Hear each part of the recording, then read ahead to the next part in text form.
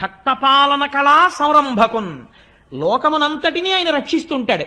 అదే పనిగా ఆయన పెట్టిన అన్నం తిని ఆయన జీర్ణం చేసి ఆయన శక్తినిస్తే ఆ శక్తితో ఈశ్వరుణ్ణి తిట్టేవాడు ఎందుకు కూడా ఈశ్వరుడు శక్తి రూపంలో ఉంటాడు. కానీ తనని నమ్ముకుని ఈశ్వరుడు ఉన్నాడు అని పూనికతో ఉన్న వాళ్ళని రక్షించడం కోసం వాళ్ళ వెంట పరిగెడుతుంటాడు. అలా పరిగెట్టేటటువంటి లక్షణం ఉన్నవాడు ఉన్నాడే, వాడు లోకరక్షైకారంభకు భక్తపాలన కళా సంరంభకున్ దానవోద్రేక స్తంభకు, దానవుల యొక్క ఉద్రేకమును స్తంభింపచేయువాడు. నా అంతటి వాణ్ణి నేను, నాకు చావెక్కడుందంటాడు.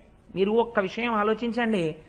మనం పురాణంలో ఏం చెప్తామంటే రాక్షసులందరికీ కూడా ఎందుకు వచ్చేసింది అజ్ఞానం అంటే వాడికి నాకు చావు లేదని బయలుదేరుతాడు.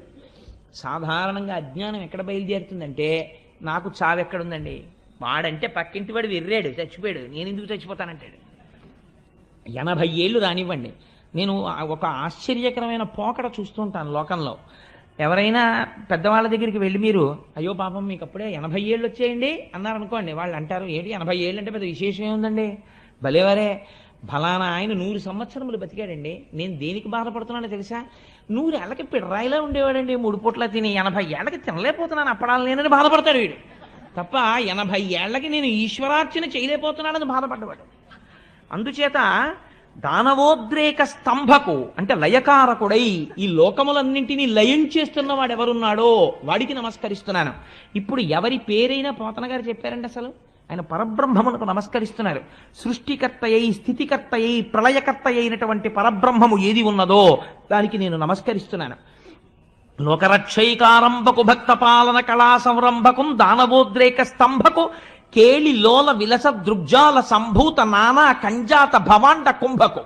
కేవలము ఇలా చూపులు చూస్తే ఆ చూపుల చేత ఈ లోకములన్నింటినీ సృష్టించగలిగినటువంటి సమర్థుడు ఎవరున్నాడో వాడికి నేను నమస్కరిస్తున్నాను.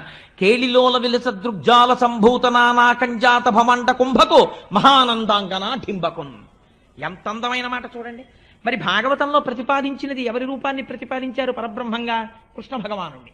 కాబట్టి ఇప్పుడు ఏమంటున్నారు, కృష్ణుడంట లేదు మహానందాంగన. ఆవిడ అక్కడ ఉండేటటువంటి నందుని యొక్క భార్య, అందుకని మహానందాంగన డింబకున్. ఆ నందుని యొక్క భార్య అయినటువంటి యశోదాకుమారుడైనటువంటి బిడ్డడు చిన్నివాడున్నాడే డింబకుడు, ఆ పిల్లవాడు, వాడి గురించి నేను చెప్తున్నాను. వాడు చిన్న పిల్లవాడిలా కనపడుతున్నారు కానీ వాడి పరబ్రహ్మం, అందుకని వాడి కథ నేను చెప్పుకుంటున్నాను. మహానందాంగన డింబకున్ కాదు, అందులో ఒక రహస్యం పెట్టేశారు. ఎందుకు పెట్టేశారో తెలుసా అండి? పోతన గారిలా బతకడం రావడం చాలా కష్టం. పోతన గారికి ఇలవేల్పు ఎవరో తెలుసా అండి? దుర్గమ్మ తల్లి. పోతన గారు తెల్లవారు లేచి బయటికి వస్తే